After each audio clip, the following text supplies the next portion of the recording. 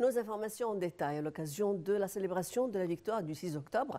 Le président Abdel Fattah el-Sisi a déposé une gerbe de fleurs au pied du monument commémoratif du soldat inconnu. Le chef de l'État a également déposé 2 gerbes de fleurs sur les tombeaux des défunts leaders Anwar el-Sadat et Gamal Abdel Nasser. Le président Abdel Fattah el-Sisi a présidé une réunion du Conseil suprême des forces armées et a félicité le peuple égyptien et les forces armées à l'occasion de la célébration du 6 octobre. La réunion a porté sur un certain nombre de dossiers concernant les activités et les missions des forces armées, de leurs efforts déployés pour préserver les piliers de la sécurité nationale, sur les divers volets stratégiques ainsi que la lutte contre le terrorisme en coopération avec les différentes institutions de l'État.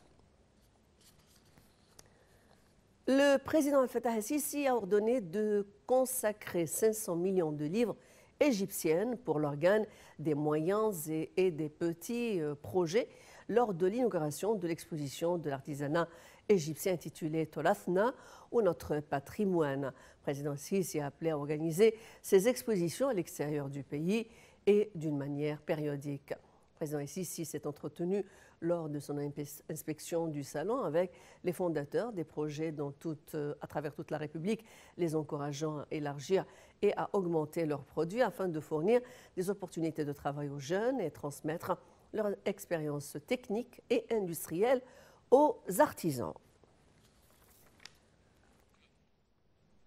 Le Premier ministre Dr Moustapha Madbouli a inspecté l'exposition des matériels du bureau au siège de l'autorité arabe de l'industrialisation concerné d'équiper les bâtiments administratifs dans le quartier gouvernemental, dans la capitale administrative.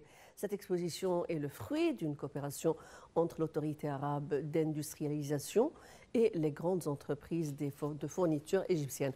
Le chef du gouvernement a affirmé la nécessité de mettre en exécution les directives du président Abdel Fattah el-Sisi d'encourager la production locale. Et au cours de sa réunion sous la présidence du Premier ministre, comme Moustapha Madbouli, le Conseil des ministres a approuvé les recommandations du comité ministériel chargé de la révision du tarif de gaz pour chaque activité industrielle. Dr Madbouli a souligné que le Conseil a approuvé les prix du gaz fixés par le comité ministériel à cet égard à $6 américains par million d'unités thermiques britanniques pour l'industrie du ciment et 5,5 $ américains par million d'unités thermiques britanniques pour les industriels du fer et de l'acier, également de l'aluminium, du cuivre, de la céramique et de la porcelaine. Dr Madbouli a également ajouté que le comité ministériel procéderait à un réexamen de ces prix chaque 6 mois, et ce à la lumière des changements des prix mondiaux et des changements économiques et sociaux. Le président du Conseil des députés, Dr Ali Abdel-Ael, a annoncé que le Conseil appellera le Premier ministre, Dr Moustapha Madbouli, et un nombre de ministres à prononcer un communiqué pour éclaircir certains sujets importants devant le Parlement la semaine prochaine. Lors de la séance du Parlement, Dr Abdel-Ael a ajouté que l'Égypte suit le bon chemin et que l'attaque féroce contre l'Égypte vise à entraver sa progression. Il a également affirmé la pleine solidarité du Conseil des députés avec la direction politique, les forces armées et la police.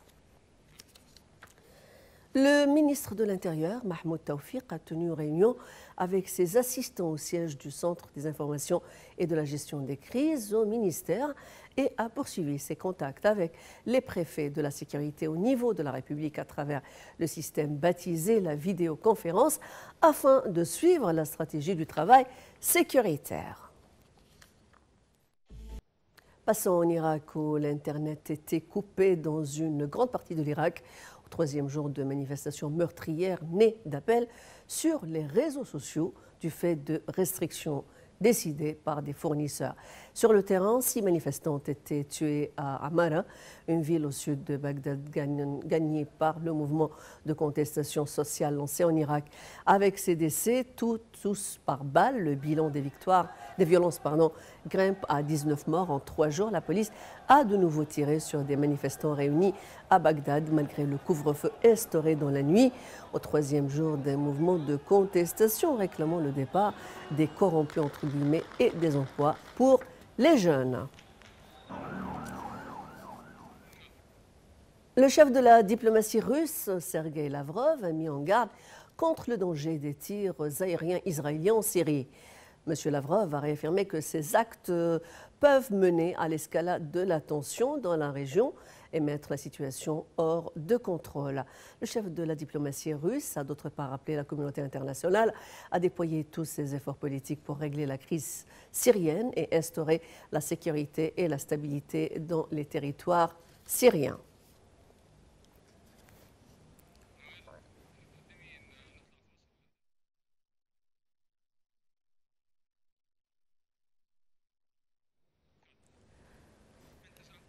Nous poursuivons la lecture de ce journal à partir de la chaîne 2.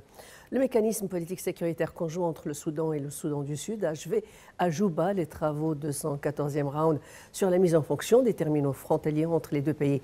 Les forces soudanaises ont indiqué la démilitarisation de la zone sécuritaire et le retrait des forces. Le Soudan et le Soudan du Sud sont convenus à former une commission pour éliminer les barricades des points de passage. Les deux côtés ont affirmé la nécessité d'exécuter toutes les décisions pour renforcer les relations tout en instaurant la sécurité et la stabilité dans le pays. L'instance électorale a confirmé que le second tour de la présidentielle tunisienne aura lieu le dimanche 13 octobre, un scrutin qui se déroule dans un contexte fébrile, avec l'incarcération d'un des deux finalistes, l'homme d'affaires controversé Nabil Karoui. L'instance chargée d'organiser les élections a annoncé que la campagne électorale démarre aujourd'hui pour ce second tour qui opposera M. Karoui, accusé de fraude fiscale et blanchiment d'argent, à l'universitaire indépendant Qais Saïd, arrivé en tête le 17 septembre avec 18,4%, d'autant que la justice avait rejeté une nouvelle demande de libération de l'homme d'affaires.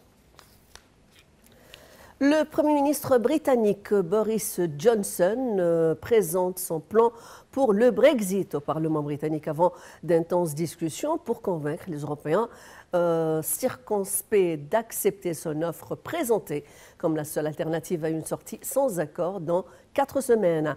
Boris Johnson, qui a promis de réaliser le Brexit, quoi qu'il arrive le 31 octobre, a mis la pression sur Bruxelles en adressant à l'Union européenne un compromis présenté comme une offre finale. Du côté de Bruxelles, le projet est examiné avec circonspection. Le président de la Commission européenne, Jean-Claude Juncker, a reconnu des avancées positives, mais souligné qu'il restait quelques points problématiques qui nécessiteront du travail supplémentaire dans les prochains jours. La Corée du Nord a tiré un missile mer-sol balistique au lendemain de l'annonce par Pyongyang de la tenue de discussions de travail sur le nucléaire avec Washington.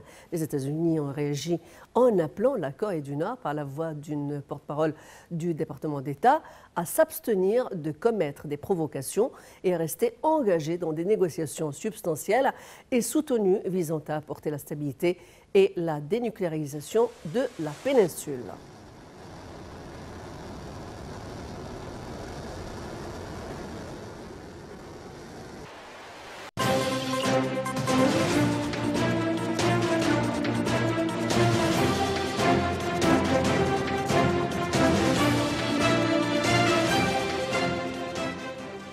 Dans notre rapport économique pour aujourd'hui, on commence par les indices de la bourse égyptienne qui ont oscillé lors de la séance d'aujourd'hui, qui a été affectée par des opérations de vente de la part des investisseurs arabes et étrangers.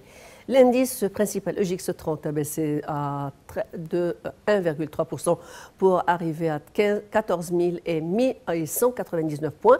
L'indice EGX 30 CAPED a également cédé de 1,2%, tandis que les indices secondaires EGX 70 et EGX 100 ont pour leur part enregistré successivement une hausse de 0,1% et 0,8%.